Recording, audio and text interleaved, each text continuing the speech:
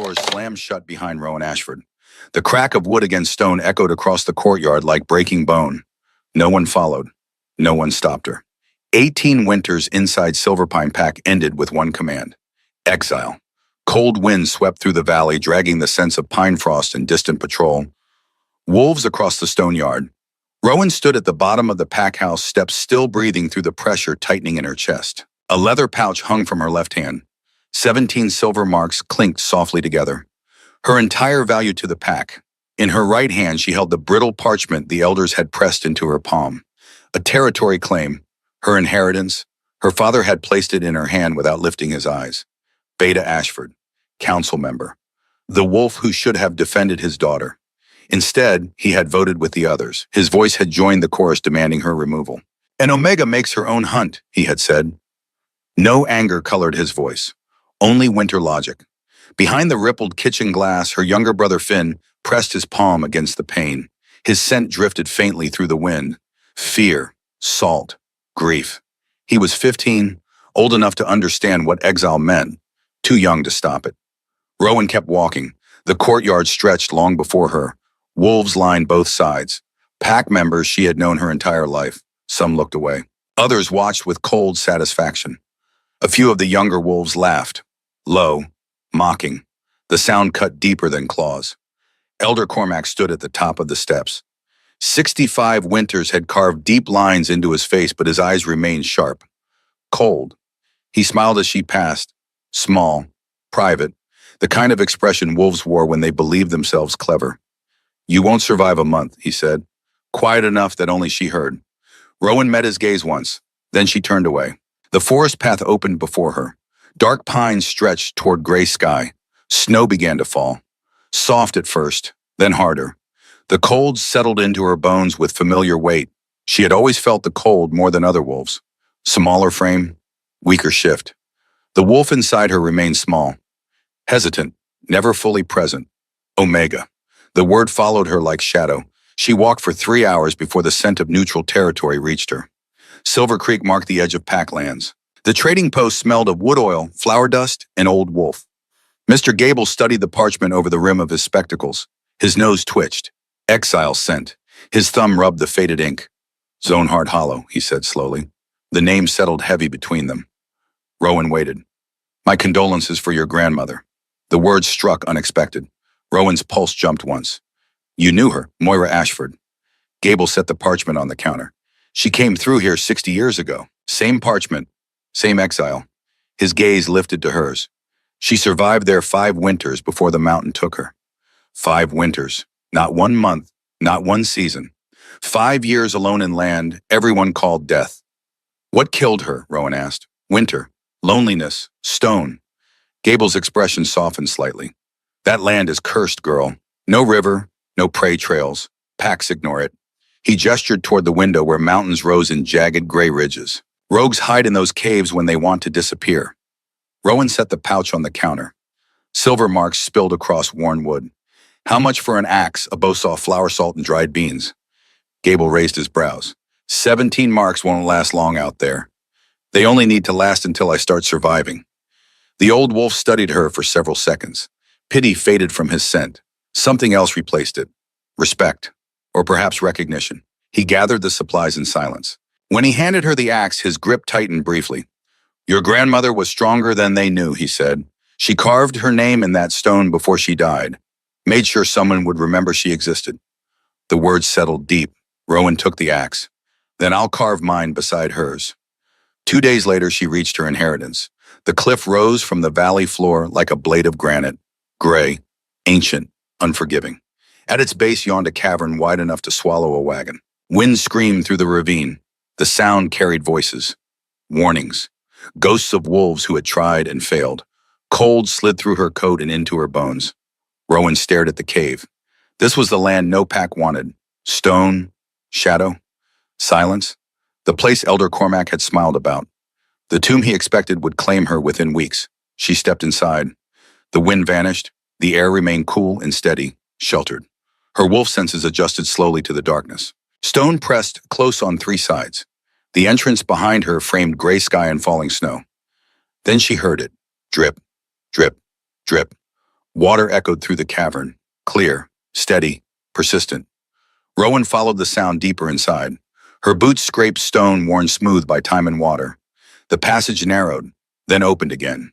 At the back of the cave, a clear drop of water fell into a shallow basin carved into the stone. Fresh water, clean, cold, endless. She crouched and pressed her palm against the rock wall. The granite held the warmth of the fading autumn sun. Winter would struggle to steal it. The stone had memory. Heat lived in its bones. Her gaze moved slowly across the cavern. The space revealed its secrets gradually. High ceiling, dry floor, natural chimney crack for smoke, food storage potential, animal shelter, fire protection. A cabin built across the entrance would seal the wind. 2 chambers, living space, storage. The cave had been waiting. Resolve settled deep into her bones. She would survive here. Not because Silverpine expected her to fail, not because her father had looked away, not because Elder Cormac had smiled, because this stone was hers now, and she would make it remember her name. The first week punished her body in ways exile had not prepared her for. Blisters split her palms beneath the axe handle. Her shoulders burned from dragging timber through the ravine. Every morning, frost coated the stones. Every night, the forest howled beyond the firelight. Pain became constant, familiar, almost welcome. It proved she was still alive, still fighting.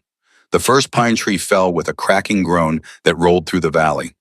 Rowan stood beside the fallen trunk chest rising hard. The sound lingered in the mountains.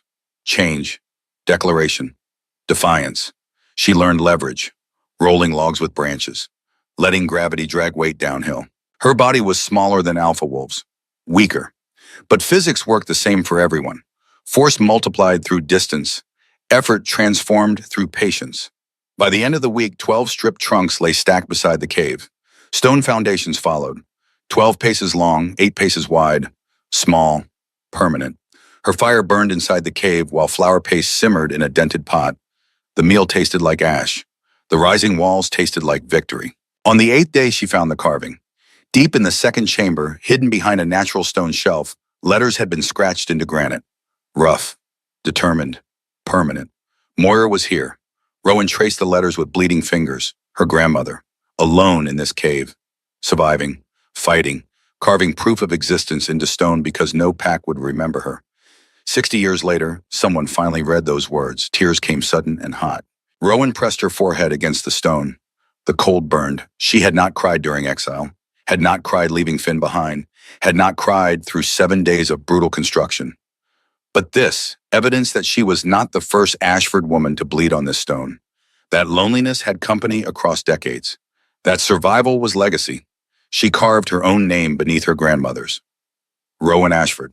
The letters cut deep, permanent, witnessed by stone and silence. When she returned to the main chamber, something had shifted. The cave no longer felt like punishment. It felt like inheritance, like the one piece of earth that belonged to her completely. Far above the valley, a massive black wolf lifted his head. The forest below fell silent. Declan Thorn Alpha of Ironclaw Pack stood along the northern border ridge when the wind shifted. A scent cut through the cold air. Female, young, Omega. His wolf stirred beneath his skin. The reaction irritated him. Declan had walked these mountains for 28 years. He knew every scent, every trail, every wolf who moved through his territory. This scent was new, unexpected, and it pulled at something deep in his chest he had thought long dead. Mate bond. The recognition came instant and unwelcome. Declan growled low. He did not believe in fated mates. That particular mythology had cost him dearly once. A female who claimed the bond, who promised partnership, who sold him to rivals the moment a better offer appeared. The scar across his collarbone still ached in winter. But his wolf did not care about scars or skepticism. It leaned toward the valley below, toward that new scent carried on northern wind. Curious, hungry, insistent. Declan's golden eyes turned toward the distant cliffs, stone-hard hollow. No wolves lived there. The land had been abandoned for generations. Cursed, some said. Worthless, others claimed. Yet the scent tugged at him again. Stronger, persistent. His wolf paced restlessly inside his chest, drawn toward the valley. Below the cliffs, Rowan placed the final log into the wall of her growing cabin. She had no idea the most feared alpha in the northern territories had just caught her scent, or that the land everyone called worthless sat directly inside his hunting range. And alpha wolves did not ignore what entered their territory. Sooner or later, he would come to investigate. Morning came hard in Stoneheart Hollow. Cold lived differently inside stone. It did not rush. It settled into the cave walls during the night and waited for dawn. Rowan woke with stiff fingers and ash on her sleeve. She lay still for a moment, staring at the thin line of light beneath the unfinished cabin wall. Wind slipped through the gaps in the logs with a slow, steady hiss. Her body ached. Split palms, burning shoulders, a bruised knee from yesterday's fall on frozen rock. Pain sat inside her muscles like a second skeleton. She pushed herself upright. The cave smelled of ash, pine sap, damp stone, and last night's flour paste. Survival had its own scent. Smoke in her hair, sweat dried into her coat, stubbornness. Rowan fed the fire 2 narrow sticks, waited for the flames to catch, then crossed to the basin at the back of the cave and splashed water over her face. Cold slammed into her skin. Good. Weakness left faster that way. Outside, dawn painted the valley blue. Mountains rose silent around her land. Frost silvered the brush. Pine shadows stretched long across the ravine. Her half-built cabin crouched against the cave mouth. Uneven, rough, standing. That mattered. She stepped outside with the axe in one hand and rope over her shoulder. The cold struck first, then the silence. No pack voices, no morning fires, no patrol calls from the ridge. Only the valley, only her boots crunching across frost. Silverpine had cast her out 9 days ago. 9 days was enough for the pack to continue without her. Enough time for her sleeping place to be taken. Enough time for Finn to stop looking toward the door at supper. The thoughts settled beneath her ribs. Rowan dropped the rope beside the stacked logs and rolled her shoulders once. The tree she had cut yesterday lay near the foundation stones. Too heavy to lift, too awkward to drag whole. She studied the slope, the A-frame she had built, the angle of the ground. Everything here required thought before strength. Good. Thinking cost less blood. She wedged one end of the log onto a branch and leaned her weight into it. The timber shifted an inch, then another. Slow work. Sweat gathered between her shoulder blades despite the cold. By the time sunlight broke across the ridge, she had dragged the timber halfway to the lifting frame. Her hands trembled. She flexed them once and kept working. By midday, the log hung in the rope sling of the A-frame. She braced her boots and guided the timber toward the wall. The rope burned across her palms. Old wounds reopened, fresh blood mixed with yesterday's stains. The log slid into place with a heavy knock. Rowan stumbled back. Another row, another barrier against winter. Her breath came fast. Then the valley changed. Something watched. Rowan froze.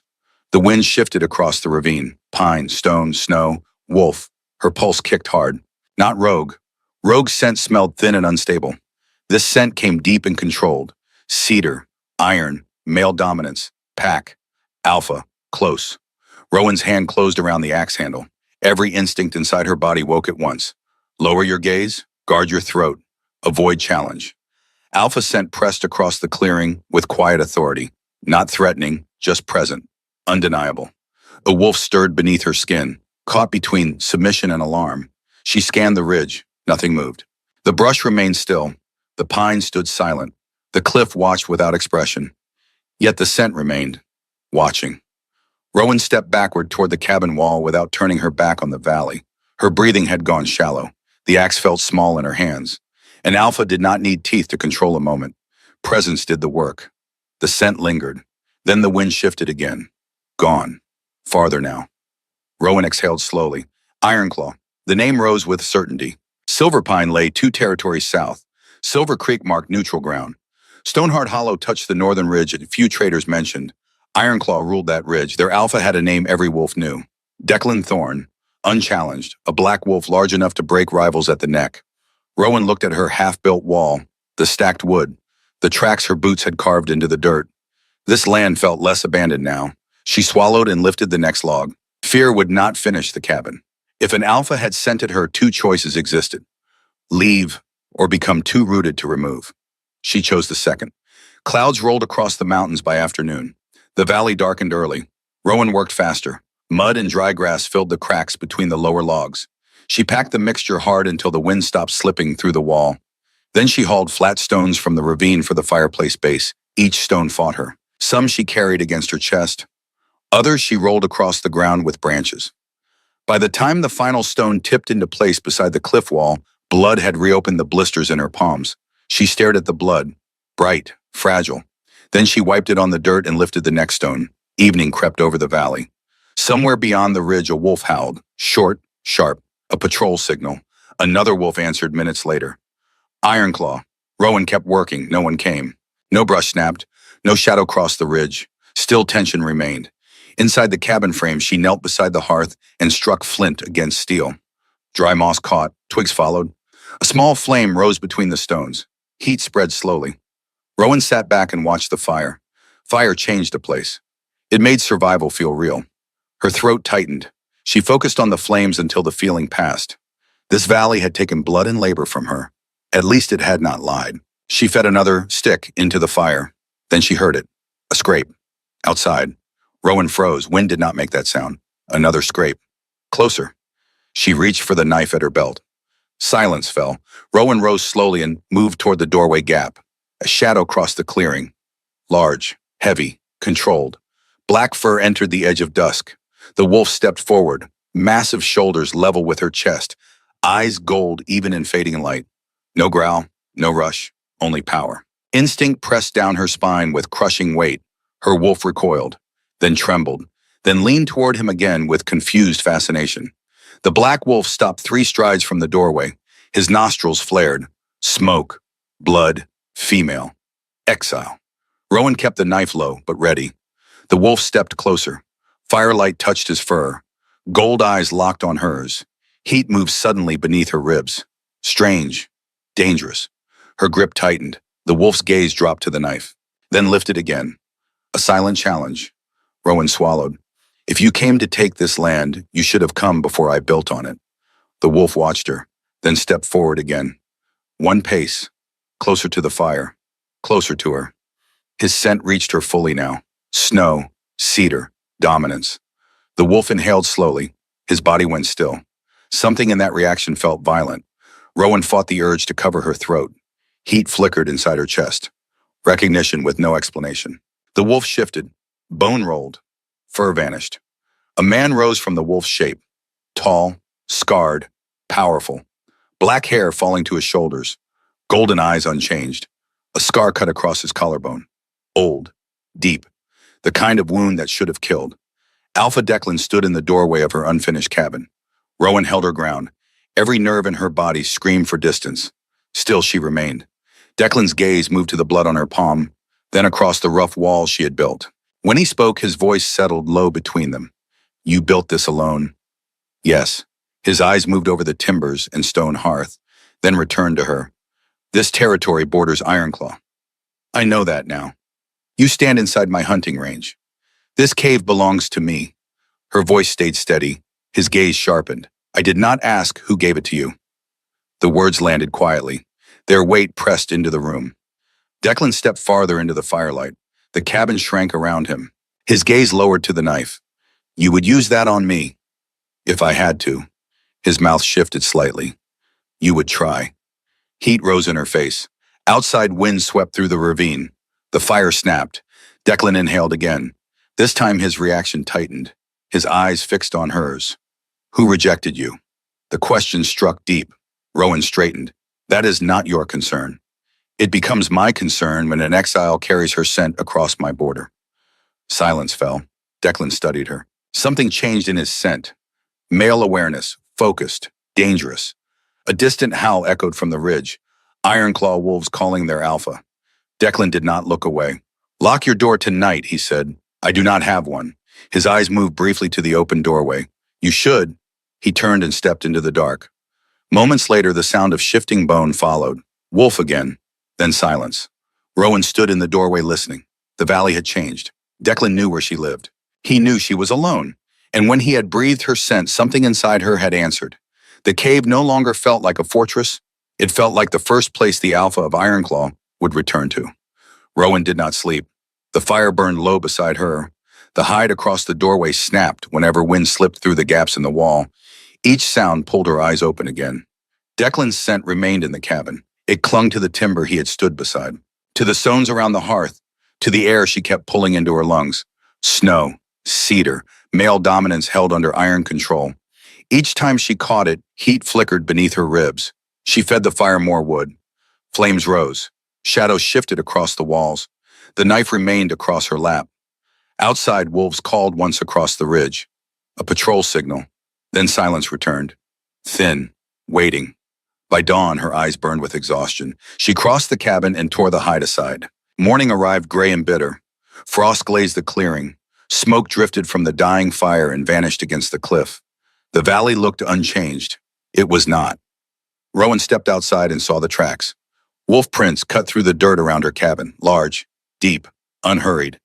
Declan had circled the clearing after he left, once near the stacked timber, once along the cliff wall, once close enough to the doorway that the edge of his paw print overlapped her boot mark. Her throat tightened. He had not needed to force entry. He had only needed her to know he could return. Rowan crouched beside one of the prints.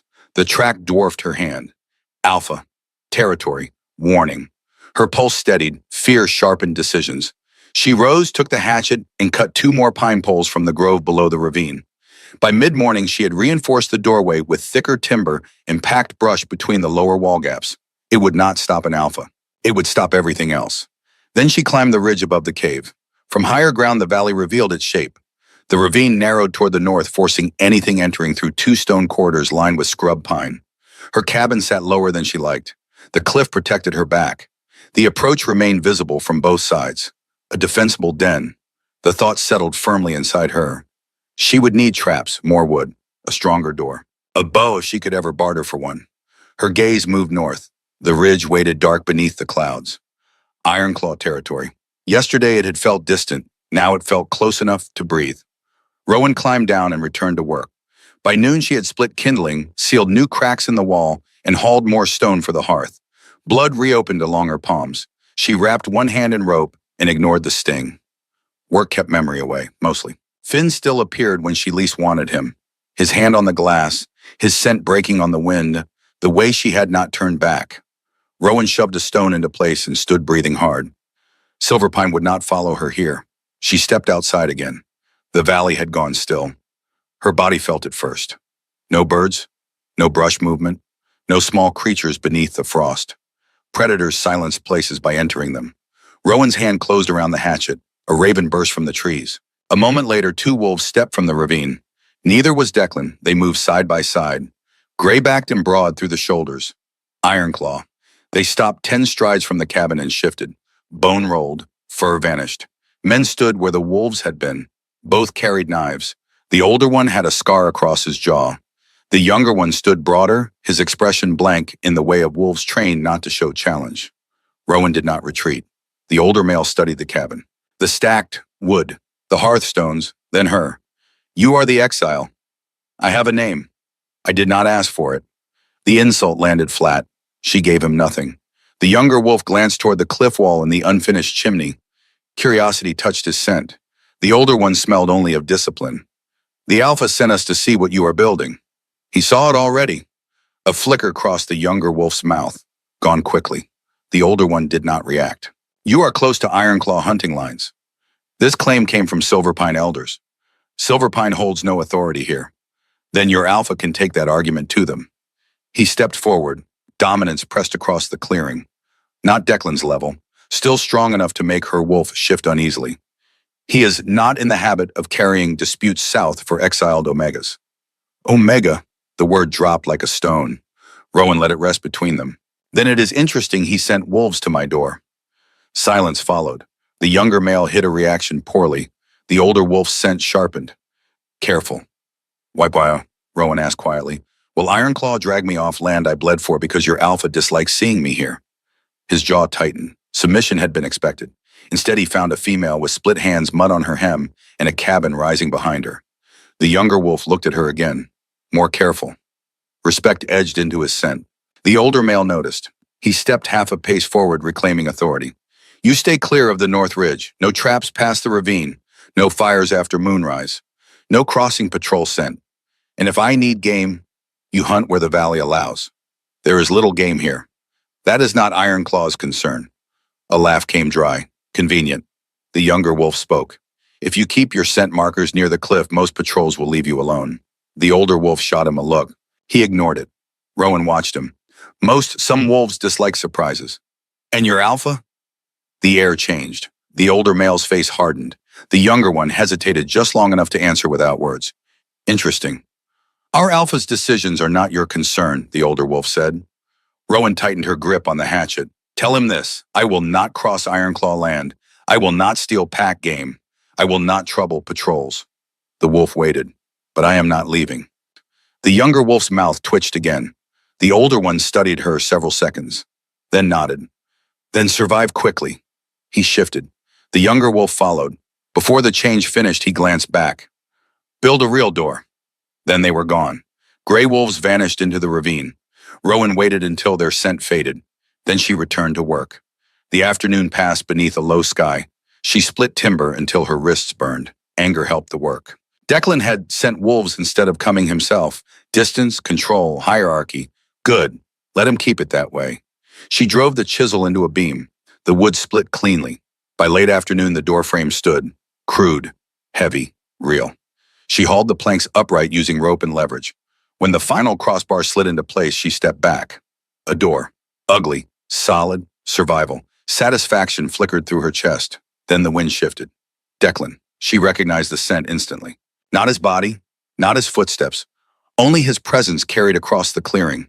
Snow, cedar, dominance. Rowan kept one hand on the door. She looked slowly toward the ridge. Nothing moved. Only stone. Only dying light. Still the scent remained. Watching. Her pulse jumped once. She hated that her body had begun learning him. Rowan lifted her chin toward the ridge. It closes now. Silence answered. Then a single deep wolf call rolled down the cliff. Not threat. Something closer to recognition. The sound moved through her like an unwanted touch. When the echo faded, his scent was gone. Night came early. She barred the door, fed the fire-boiled beans in cloudy water. Snow drifted through the dark outside. Then came the knock. 3 heavy blows against the new door. Rowan stood instantly, knife in hand. The bar held. Another strike. Wood shuddered. Open! A male voice called. Not Declan, younger, rough, rogue confidence. Rowan did not move. Who is it? A laugh answered through the wood. Trouble if you keep me waiting. Rogue. Or worse. A male who expected fear from a lone female. The knife felt small again. Her gaze moved across the cabin. Hearthstones. Hatchet. The narrow cave throat behind her. Another strike shook the door. Open! Rowan backed one step. If the door broke, she would get seconds. One cut. One blind strike. One run into the stone corridor behind the cave. Snow whispered outside. Then the air changed violently. A second scent cut through the clearing. Snow, cedar, alpha. Silence slammed down. No third knock came. No laughter. Only one sharp sound outside. A body hitting frozen ground. Rowan stopped breathing. A low rumble followed. Command in its rawest form. A male voice answered. Panicked. I did not know.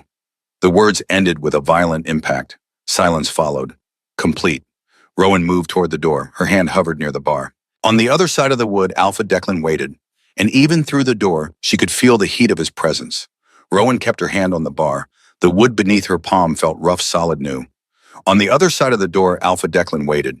She could feel him through the timber. Snow. Cedar. Power held tight enough to sharpen the air. No sound came from outside now. No struggle. No mocking voice. Only snowfall whispering across the wall. The silence pressed harder than the knocking had. Rowan slid the knife into her left hand and lifted the bar. The timber scraped free. For one brief moment, she considered leaving the door closed. A foolish thought. If Declan wanted entry, would not stop him. She pulled the door open. Cold rushed in first. Then Declan. He stood in the snow, bareheaded, black hair damp with melting flakes. A dark coat hung open across his shoulders. One hand rested loosely at his side. The other held a man by the throat. The rogue's boots scraped weakly against frozen ground. Blood darkened the corner of his mouth. One eye was already swelling shut. Declan did not look at the male. His eyes stayed on Rowan. Did he touch the door before he spoke? The question landed clean between them. Rowan studied the rogue. Then Declan's hand around his throat. Then Declan's face. Yes. Declan nodded once. His grip tightened. The rogue choked. I did not know it was yours, he rasped. Declan's expression did not shift. It is not. The words came quiet. Their weight did not. The rogue swallowed. She is alone. No pack mark. No male scent except Declan slammed him into the wall. The cabin shuddered. Pain tore from the rogue's throat. Declan leaned closer. Controlled. Lethal. You smelled me, Declan said. And you knocked anyway. The rogue's panic spiked sharp in the air. Rowan watched the scene with terrible clarity. No shouting, no wasted movement, just a stronger predator deciding what happened. The rogue's eyes rolled toward her. Tell him I did not get in. Declan's gaze moved to her. That was worse. Being seen by him in this moment felt like stepping into the center of a hunt she did not understand. Her throat tightened. He did not get in. Declan watched her another beat. Then he dropped the rogue. The male hit the ground and scrambled backward through the snow, clutching his bruised throat. Declan looked down at him.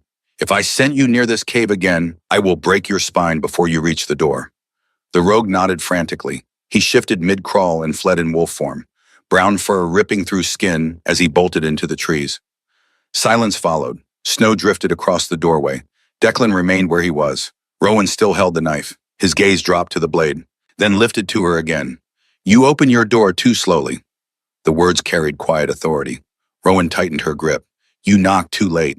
Something shifted at the edge of his mouth. Recognition. He stepped forward one pace. Snow fell between them. Heat reached her before he crossed the threshold. Her cabin shrank around him. His gaze moved once over her face, then lower. Her throat, the loose braid over her shoulder, the split skin across her knuckles. His scent deepened. Male, focused, troublingly aware. The door held, she said. Declan glanced at the bracing. Barely. It held. A faint change touched his expression. You measure victory in narrow margins. It is still victory. His eyes stayed on hers. Yes. The agreement made him more dangerous. Rowan suddenly felt everything, the fire at her back, the cold at her feet, his gaze returning again and again to the hollow of her throat. She stepped aside. If you are staying close to the door yourself. Declan looked at the space she made, then he stepped inside. The cabin shrank further. Firelight slid across the scars on his ribs. Melted snow tracked down his skin. Rowan shut the door and dropped the bar. The sound landed heavy. Locked room, lone female. Alpha inside. The air thickened. Declan studied the room once. The finished door, the new bracing, the packed wall seams, the pot over the fire. Nothing escaped him. You worked all day. Yes. After not sleeping. Rowan stiffened. You watched my cabin. I watched my border. The correction came instantly. She met his eyes. You circled my clearing. He did not deny it. You left your scent on the wall. It kept lesser wolves away. Her pulse jumped. He had done it deliberately. So that was kindness, she asked. No. He stepped closer to the fire. Light deepened the gold in his eyes. It was efficiency. She wanted to resent the answer. Part of her did not. His gaze returned to her hands. Show me. She did not move. What? Your palms. Alpha command. Used to obedience. Rowan kept the knife in one hand and raised the other. Blood had dried across the cracks in her skin. Declan studied the damage. His jaw tightened. Sit. I am fine. You are bleeding through your grip. She looked down. The knife handle carried a dark streak. Annoyance flared. Rowan set the knife on the table and sat. Declan crouched in front of her. The shift came fast. One moment he dominated the room. The next he was level with her hands. That was worse. Her breath stalled. Heat rose into her throat. Declan untied the rope wrap from her palm. His hands were large, scarred, built for violence. Instead, they moved carefully across her skin. Rowan watched him, the dark strands of his hair, the focus in his face, the warmth in his scent the longer he stayed this close. Nothing about this felt safe. Declan lifted her palm toward the firelight. His thumb hovered near the split skin, not touching, close enough that her body noticed. You should have cleaned this. I was busy building a door. His gaze lifted. I noticed. Rowan's pulse faltered. He poured hot water into a bowl and dipped a cloth inside. Then he looked at her once before pressing the cloth to her palm. Pain flashed sharp. She jerked. Declan caught her wrist. Firm, controlled. Hold still. She obeyed despite herself. Steam rose between them. Firelight slid across his knuckles as he cleaned the wounds. You order strangers in their cabins often, she asked. I order anyone bleeding in front of me. So this is another border efficiency. Declan rinsed the cloth. No. The word stayed between them. He turned her hand in his grip. His thumb shifted against her wrist. The contact sent a sudden pulse through her. Declan froze. The cloth remained pressed to her palm. His head lifted slowly. Their eyes met. He had felt it too. Not the same way, but enough. The gold in his gaze darkened. Something primal shifted beneath his control. Then the door shook once. Hard. Declan moved instantly. rising and placing himself between her and the door. Another impact struck the wood. A voice called from outside. Declan? Male. Ironclaw. Urgent. Declan did not look away from the door. What? Movement on the south line. Silverpine sent. The words struck Rowan like ice. Silverpine. Declan turned just enough to look at her. Nothing softened in his expression. The air changed anyway. What kind of movement? He asked. 3 wolves, 1 elder, moving toward the ravine. Rowan rose slowly. Silverpine here meant one thing, trouble. Declan's eyes stayed on hers. His voice dropped low. Do not open this door for anyone but me. The command landed heavy. Rowan should have refused. Instead, she asked, Why is Silverpine on my land? Declan reached for the bar. That is what I am about to learn. He opened the door. Night rushed in. The younger wolf waited outside, snow in his hair. Declan stepped into the storm, then stopped. Looked back once. His eyes moved to her injured hands, then to the knife she had set aside. Bar it behind me. Then he shifted and vanished into the snow. Rowan stood in the doorway. Silverpine scent drifted faint through the wind.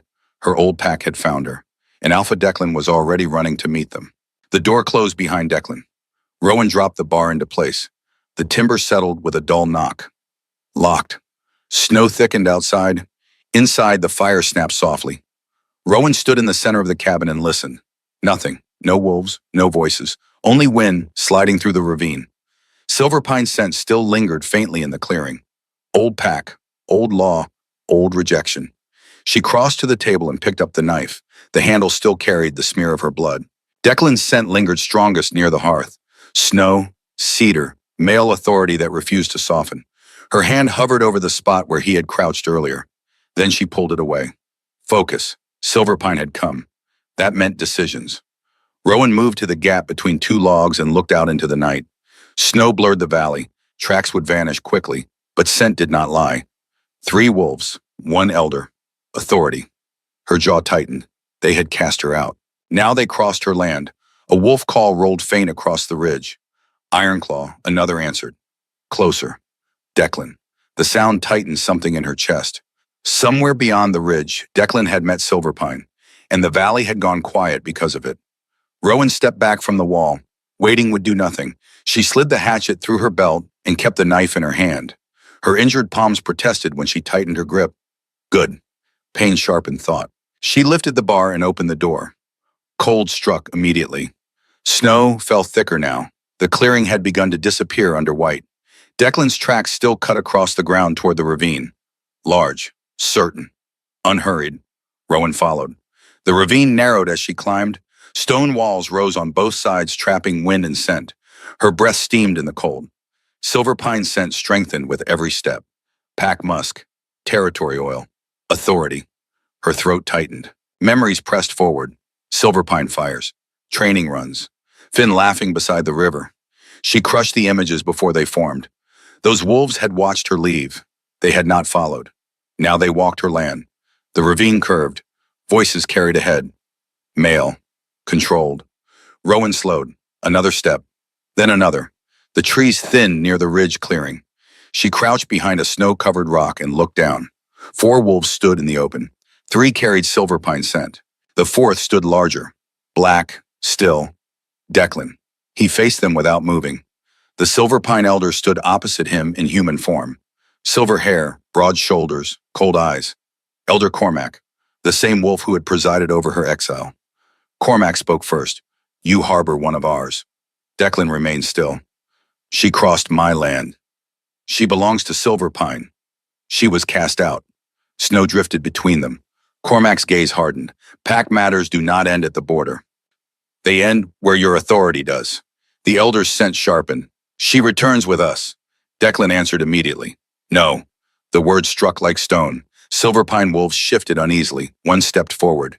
Declan's wolf pressed against the surface. Dominance rolled across the clearing. The Silverpine wolf stopped moving. Cormac's eyes narrowed. You claim every stray who crosses your territory. I claim control of my land. Then remove her. No, the elder studied him. Then his voice cooled further. She is weak. Declan said nothing. She has no wolf worth keeping. Still silence. She drains resources. The words cut through the clearing. Rowan felt them land.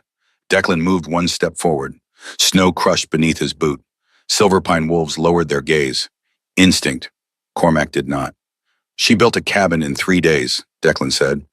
Cormac's lip curled faintly. Desperation. Endurance. The correction came quiet, sharp. Declan's gaze hardened. You cast out a wolf who survives winter stone. The elder held his stare. She survives because Ironclaw shelters her. That was her doing.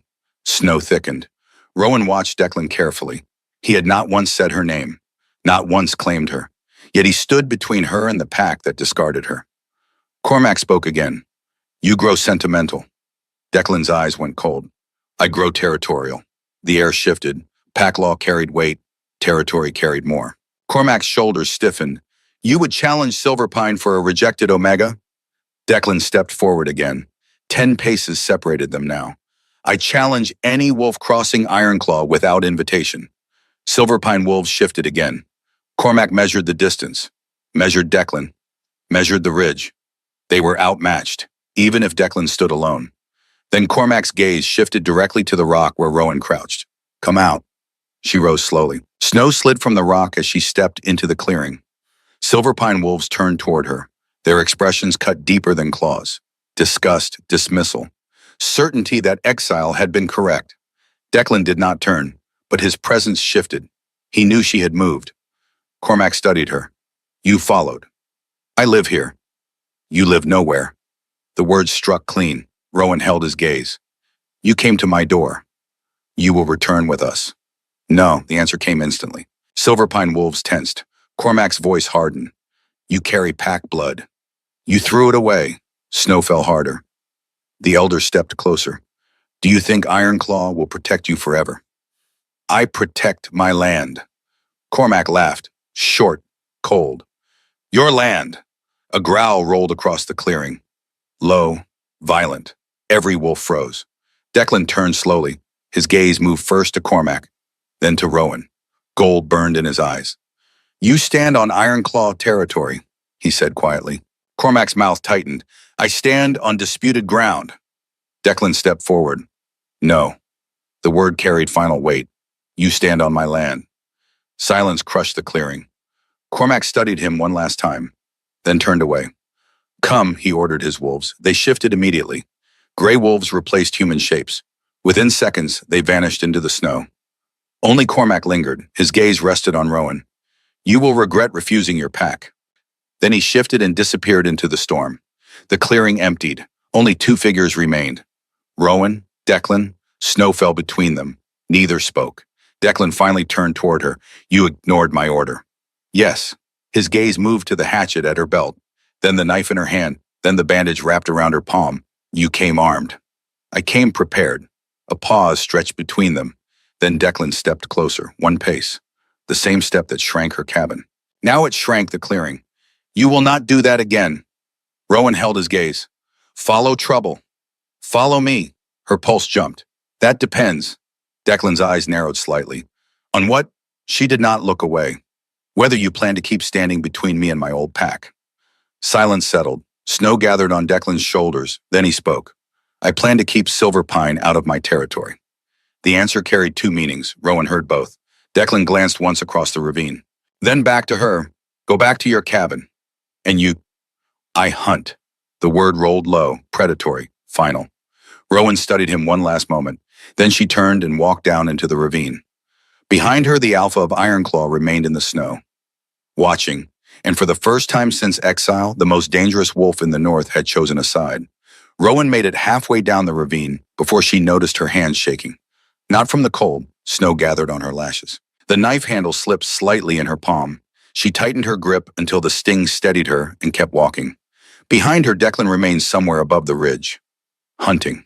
The word had settled beneath her skin the moment he said it. Low, controlled, final. Not a promise to kill, a promise to find. Her cabin emerged slowly through the snowfall. First the cliff, then the rough roofline. Then the door she had built that morning, ugly, solid. Too thin for everything pressing toward her life. Silverpine had found her. Declan had refused them. The valley no longer belonged to silence. Rowan stepped inside and barred the door. The cabin held the last warmth of the fire. Smoke and damp timber wrapped around her. Declan's scent lingered near the hearth, faint beneath ash and melting snow. She set the knife on the table. Then she stood in the center of the room and listened. Nothing. No wolves. No footsteps. Only wind moving across the cliff. Silverpine had crossed a border to retrieve something they once called useless. That meant Stoneheart Hollow mattered. Or she did. Neither answer felt safe. Rowan fed the fire until fresh flames rose through the coals. Light crawled across the log walls. The cabin answered with small creaks and settling timber. Outside, wind dragged across the ravine in long breaths. She should sleep. Instead, she found herself looking at the spot where Declan had crouched earlier. His head bent over her torn palms. Annoyed with herself, she grabbed the pot and poured water into it harder than necessary. He had stood between her and Silverpine. That did not make him safe. She hung the pot over the flame. 3 nails had loosened in the upper brace. She took the hammer and drove them deeper. Each strike rang through the cabin. Work helped. By the time the brace held firm, the pot had begun to steam. She added a handful of dried beans. The smell barely stirred hunger. A sound outside froze her. Not a knock, a scrape. Low, heavy, deliberate. Rowan reached for the knife. Another scrape moved along the wall beside the stacked timber. Then silence. She crossed to the log seam and looked outside. Nothing. Snow erased the clearing. The stacked timber crouched under frost. The pines held still. Then a shape crossed the edge of the clearing. Large. Black. Her breath caught. Declan. He moved through the snowfall in wolf form without hurry. His shoulders rolled beneath thick black fur. Gold eyes caught the firelight through the cracks in the wall. Blood darkened one side of his neck. Rowan lifted the bar before thinking. The door opened. Cold rushed in. Declan stopped 3 strides from the threshold. Snow clung to his coat. Blood stained one foreleg. The wound along his neck had begun to clot, but more marked his shoulder. Rowan gripped the door. What happened? The wolf watched her. Then he stepped inside. Power entered with him. The cabin shrank again. Firelight moved across black fur and muscle. The scent of blood reached her next. Hot, metallic, under cedar and snow. Rowan shut the door. Declan shifted. Bone rolled. Fur withdrew. A man replaced the wolf. He stood near the hearth, naked except for blood and the steam rising from his skin. Rowan looked once, then away. A long claw mark cut across his ribs. Another split the shoulder. Fresh blood traced older scars. Silverpine, she asked. Declan pressed cloth against his shoulder. 2 scouts. You said 3 wolves and an elder. That is what reached the border. His voice remained steady. Rowan understood. The others stayed back. Did you kill them? Declan lifted his eyes. 1. The answer held no pride. No regret. Rowan stepped closer to examine the wound.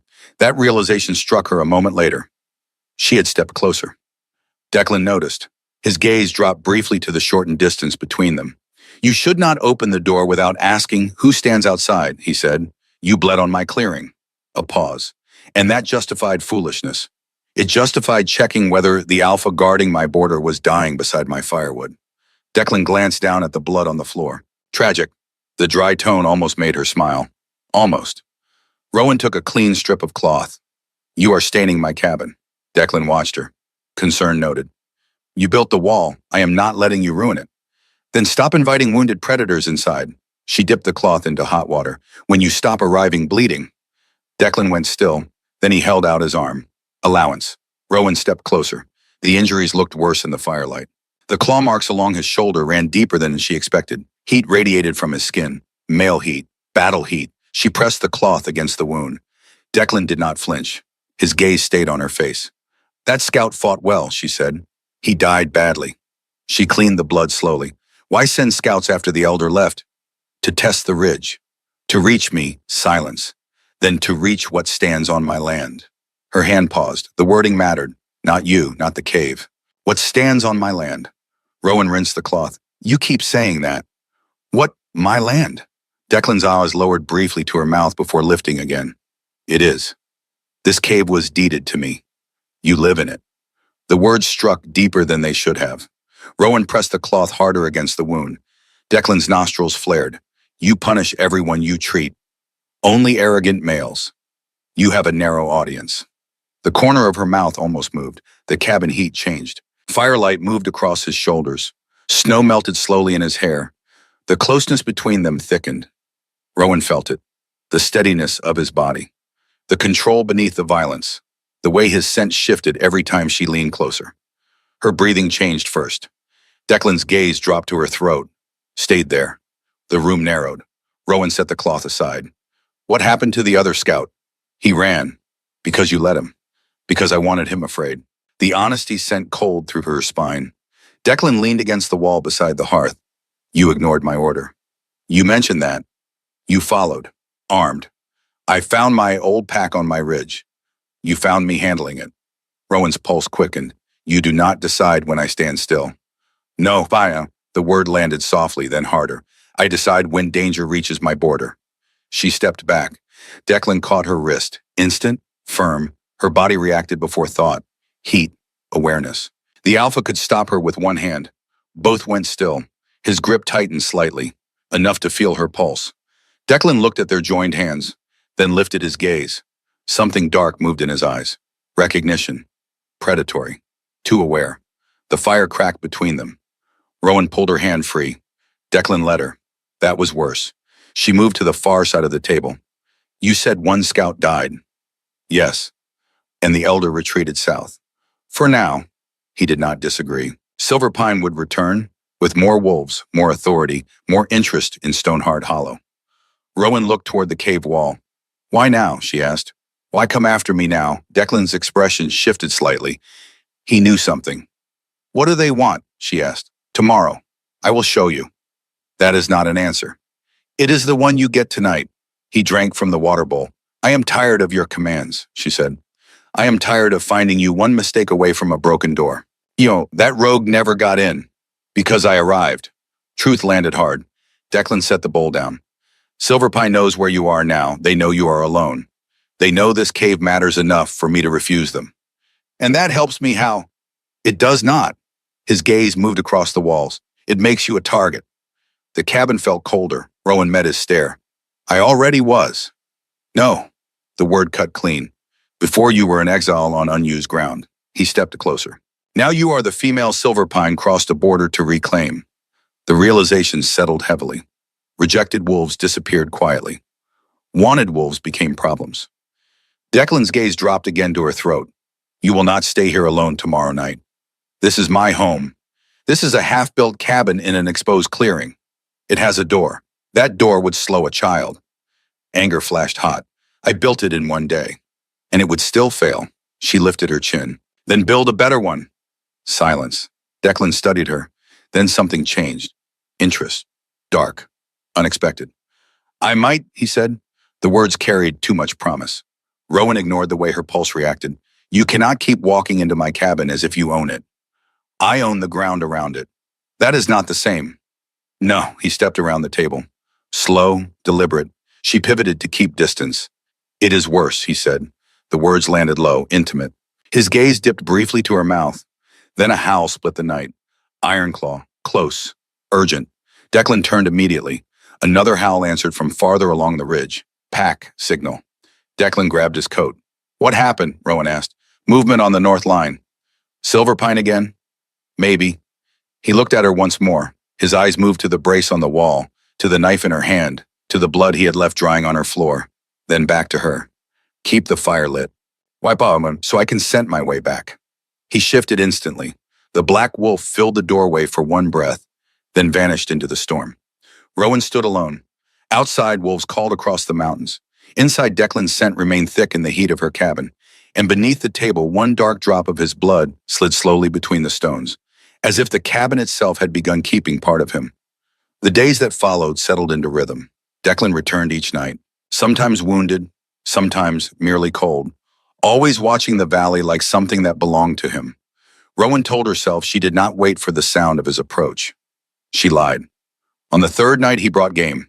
A deer cleanly killed left at her doorstep before dawn. She found it when she woke. No note, no explanation, just fresh meat and wolf tracks circling the clearing. She dressed the kill and hung portions to smoke. The rest she roasted over fire. That evening, when Declan arrived bleeding from another border skirmish, she fed him without comment. He ate, slowly, as if the act surprised him. You did not have to, he said. You brought it. For you. And you are bleeding on my floor again. His mouth shifted, almost a smile. On the fifth night, he stayed awake with her. They did not speak much. The silence felt less empty than it should have. Rowan mended rope by firelight. Declan sat against the wall watching the door. Territorial, protective, irritating. You do not have to guard me, she said. I am not guarding you. Then what? His eyes moved to her, making sure what I claimed stays claimed. Heat flickered in her chest. Unwanted. Undeniable. On the seventh night Finn came. Rowan heard the stumbling footsteps before she saw him. Uneven, desperate. She opened the door with knife ready. Her brother collapsed into the snow 3 strides from the threshold. Finn. She dropped to her knees beside him. Blood soaked his shirt. Claw marks tore across his shoulder. His face had gone pale. Rowan, his voice cracked. They know. Know what about the throne? Her breath stopped. Finn's hand grabbed her arm. Cormac, he is planning something. After you fight Alaric, there is a second challenge. The cabin door swung wider. Declan stood in the entrance. He must have been close, watching. His gaze moved to Finn, then to the blood, then to Rowan. Get him inside. Together they hauled Finn into the cabin. Rowan stripped his shirt. The wounds ran deep but clean. Claws, not teeth. Who did this? Declan asked. Silverpine Patrol. Finn's breathing came hard. They caught me leaving. I told them I was hunting. They did not believe you. No. Rowan cleaned the wounds while Declan stood watch. Outside, snow continued to fall, covering tracks, hiding movement.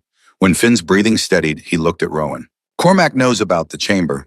He has known for years. Grandmother told him before she died. She told him? He tortured it out of her. Finn's voice dropped. That is what killed her, not winter. Not loneliness, him. Rage moved through Rowan like fire. Declan crouched beside them. What is the second challenge? Finn met his gaze. If Rowan beats Alaric, Cormac will claim she cheated, that you helped her. Then he challenges you. Territorial combat, Declan said quietly. Yes, either way he gets the throne. If Rowan loses, Silverpine takes it. If she wins, but you lose to Cormac, Silverpine still takes it. The trap closed around them. Rowan looked at Declan. We refuse the second challenge. He will call me coward. Ironclaw's reputation breaks. Then what? Silence stretched. Then Finn spoke. There is a third option. Both turned to him. Ancient law. Elder challenge. If an elder is accused of corruption, the accuser can demand trial. If proven, the elder faces banishment. Declan's eyes sharpened. You have proof. Grandmother's journal, hidden in the throne chamber. She wrote everything before he killed her. Rowan stood. Then we use it. It will not be enough, Declan said. You need witnesses, council members who saw Cormac act. My father, Finn said quietly. He voted against exile. He knows. Will he testify? If Rowan asks. The weight of that settled. Rowan looked at her brother, 15 years old, bleeding on her floor because he ran through a blizzard to warn her. Thank you, she said. Finn's eyes filled. I should have done this sooner. You did it now. That is enough. Morning came with clarity. Declan left before dawn to gather Ironclaw. Rowan stayed with Finn, tending wounds and planning. When will they come? Finn asked. Soon. Alaric will not wait long once Cormac pushes him. Are you ready? Rowan thought of the throne chamber, the stone seat, the weight of what claiming it meant. No, she said, but I will be. 3 days later, wolves gathered at Stoneheart Hollow. Rowan stood at the cave mouth and watched them come. Ironclaw from the north, Silverpine from the south, neutral packs from the eastern valleys. Over 150 wolves, witnesses to whatever happened next. Declan stood beside her, not behind, not in front, beside. Last chance to run, he said quietly. You would let me know. She almost smiled. Alpha Alaric arrived with 20 Silverpine wolves, massive, silver-furred, cold-eyed. He shifted to human form at the clearing's edge. Rowan Ashford, his voice carried across the snow. You claim Stoneheart Hollow. I do. Under ancient law, I challenge that claim. I accept. The words fell like stones. Cormac stepped forward, smiling. Trial by combat, winner holds the land, witnessed by the north. Declan's hand brushed hers once, brief, deliberate. Then Rowan walked forward alone. The clearing held its breath. Rowan stopped 10 paces from Alaric. Snow crunched beneath her boots. Wind carried the scent of over 100 wolves watching from the tree line. Ironclaw, Silverpine, neutral packs drawn by rumor and ancient law. This was not a border skirmish. This was history repeating. Alaric studied her with clinical precision. You are smaller than I expected. You talk more than I expected. Something flickered in his eyes, respect, or perhaps amusement. One rule, he said, no interference. Your alpha stands down. Rowan glanced toward Declan. He had not moved, stone still, watching. Agreed, she said. Alaric nodded, then he shifted. Bone cracked. Fur exploded across skin. Within seconds, a massive silver wolf stood where the man had been. Muscles rippled beneath thick coat, eyes cold as winter dawn. Rowan took one breath. Then she let her wolf rise. The shift came harder for her, or it always had. Smaller frame. Weaker bloodline. Omega. But she shifted. Dark brown fur, lean build, fast. The silver wolf circled. Testing. His size advantage was obvious. Overwhelming. Rowan held her ground. First strike came fast. Alaric lunged. Rowan twisted aside. Snow exploded where she had stood. Too slow. She was already moving. She understood immediately. He was stronger, faster in straight lines, but she was quicker in turns. Use that, Alaric circled again. Tighter. His strategy wear her down. Forced mistakes, Rowan waited. Patience cost nothing. Panic cost everything. Second strike. Teeth snapped near her shoulder. She dropped low. Rolled under his lunge, came up behind, bit his hind leg. Not deep, just enough to sting. First blood. The crowd murmured. Silverpine wolves shifted uneasily. Alaric snarled. The game had changed. Third strike came harder. He barreled into her, weight against weight. She went down. His jaws closed toward her throat. Rowan twisted. His teeth caught fur, not flesh. She kicked up with hind legs, caught his belly. He stumbled back. Both wolves circled again, breathing harder. Use the terrain, Declan's training echoed in her mind. Rowan backed toward the cave mouth. Slowly, deliberately, Alaric followed. Confident, eager. The passage entrance loomed behind her. Narrow, tight, perfect. Alaric lunged. Rowan darted into the passage. He followed. The stone walls closed around them. His size became a liability. Shoulders scraped granite. Movement restricted. Rowan spun, bit his foreleg. Deep this time. Alaric roared. The sound echoed through the passage. She did not let go. Held the bite, forcing him off balance. He tried to shake her. Could not. The passage was too narrow. Rowan planted her paws, used the stone walls for leverage, pulled. Alaric went down, heavy, hard. She released his leg, lunged for his throat. Her teeth closed around fur and flesh. Not killing, just holding. The ancient signal. Submission or death. Alaric went still beneath her. Seconds passed. 5, 10, 15. Then he shifted. Human again. Her jaws still at his throat. Yield, he said quietly. Rowan released him, stepped back, shifted. Both stood in the narrow passage, breathing hard, blood on stone. Alaric pressed his hand against his throat. Blood seeped between fingers. Not fatal, but undeniable. Witnessed, he said. They walked out together, side by side. The clearing erupted. Ironclaw howled. Neutral packs joined. Even some Silverpine wolves lowered their heads. Rowan stood in the center, chest heaving, blood on her shoulder from his earlier strike. But standing, Alaric raised his voice. Under ancient law, this wolf holds Stonehard Hollow. The northern packs answered with howls that shook snow from the pines. Then Cormac stepped forward. I call corruption. Silence slammed down. The elder's voice cut through the cold air. Ironclaw's alpha influenced this fight. I demand trial. Declan moved, one step forward, lethal calm. Careful, elder, Cormac smiled. Ancient law permits a second challenge. If an alpha interferes, he fights for the claim.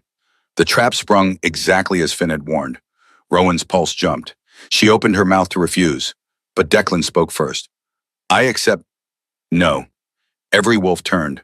Rowan stepped forward, voice clear, unwavering. I invoke elder challenge. The clearing went silent. Cormac's smile faltered. What ancient law? If elder corruption is proven, the accuser faces trial instead. Murmurs rippled through the crowd. Rowan continued, You exiled me knowing what this land held. You wanted Stoneheart for Silverpine elders, not the pack. Cormac's face hardened. Lies. Then let us see. She turned toward the crowd.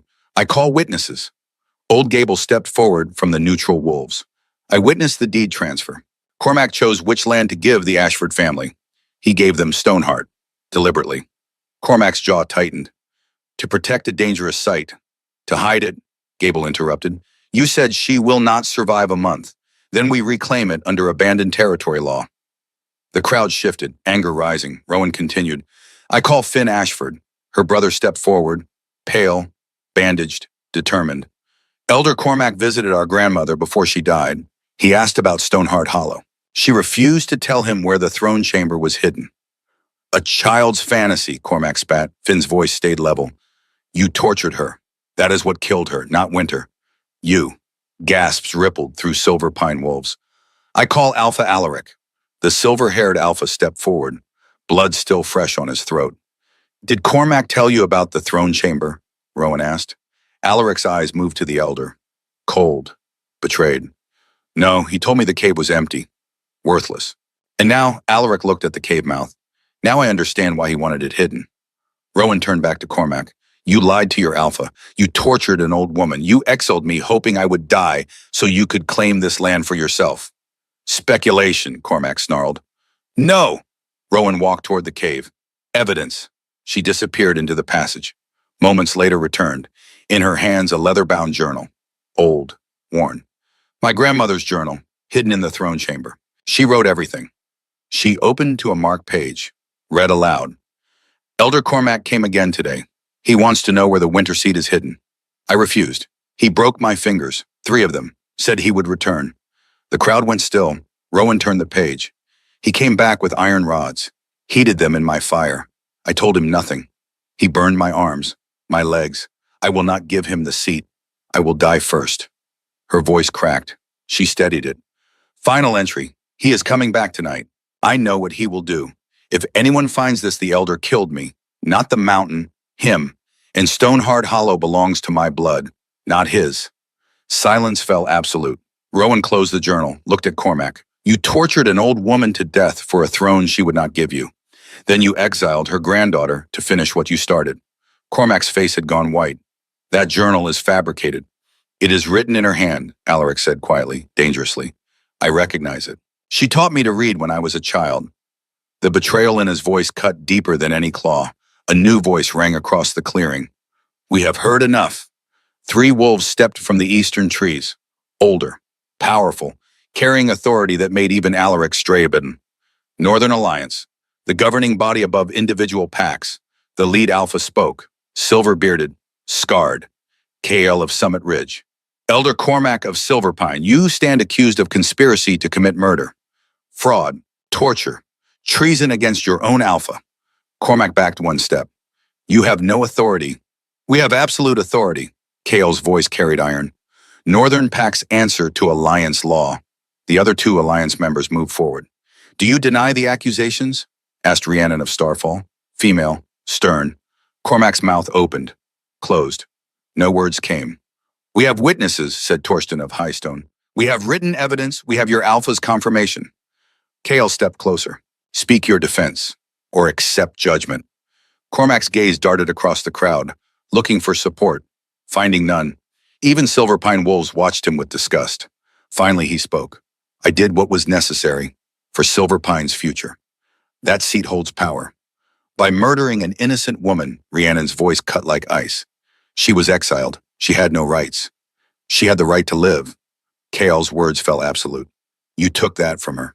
For greed. Silence. Then KL pronounced judgment. Elder Cormac, the Northern Alliance finds you guilty of all charges. Cormac lunged, not toward the Alliance, toward Rowan. Declan moved faster. Black Wolf exploded from human form, met Cormac mid-leap. They hit the ground hard. Declan's jaws closed around Cormac's throat.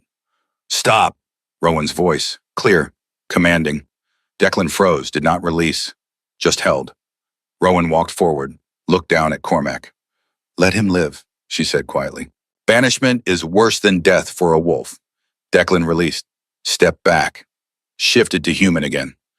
Cormac scrambled backward, clutching his throat, blood streaming. KL spoke. Elder Cormac, you are stripped of rank, banished from the Northern Territories, permanently. You cannot... It is done. Rhiannon's voice carried finality. Leave now, or we finish what Alpha Declan started. Cormac looked at Alaric. You would allow this? Alaric's voice came cold. You lied to me. Betrayed our pack. Killed a helpless woman. He stepped closer. I should have let Rowan's Alpha finish you. Cormac shifted. Grey wolf, old, scarred. He ran into the forest, into exile, into the death that followed banished wolves. No one followed. No one called him back. He was already gone. KL turned to the crowd. By Alliance authority, I declare new law.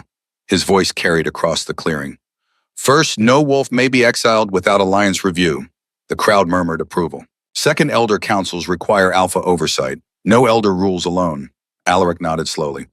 Third, the Omega Protection Act. Exile for weakness of birth is illegal across all northern packs.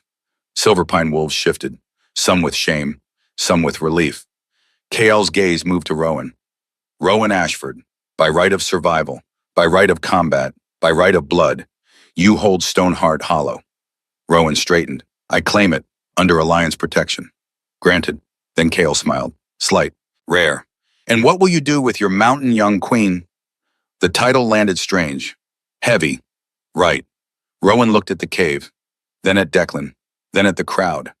I will build something better than what cast me out. 6 months later, snow had long since melted from Stoneheart Hollow.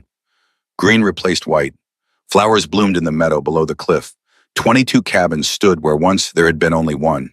Smoke rose from chimneys. Voices carried across the clearing. Children played near the creek. Rowan stood at the cave mouth and watched her territory wake. Ironclaw wolves trained with former Silverpine members. Sparring, laughing. The old boundaries had blurred. Rogues who chose join over shadows built new homes, 15 of them, including 3 of Thorn's former scouts. The Rogue King himself visited monthly, curious, respectful, never quite trusting. You're building something dangerous, he had said on his last visit. What hope? Now Rowan turned back toward the throne chamber. Deeper inside, where the carved seat waited, but she did not rule alone. A council hall stood built into the cave system, carved from living stone, 6 chairs around a central table. Finn sat in one, no longer a frightened boy, now Beta of Stoneheart, second in command. Neris, the female Ironclaw warrior, sat in another, head of Stoneheart Guard. Alaric visited monthly. His chair represented Silverpine's new alliance. 2 former rogues held seats, representing the outcasts who had found home, and beside Rowan's chair, Declan's. He did not sit on the throne with her. He sat beside it.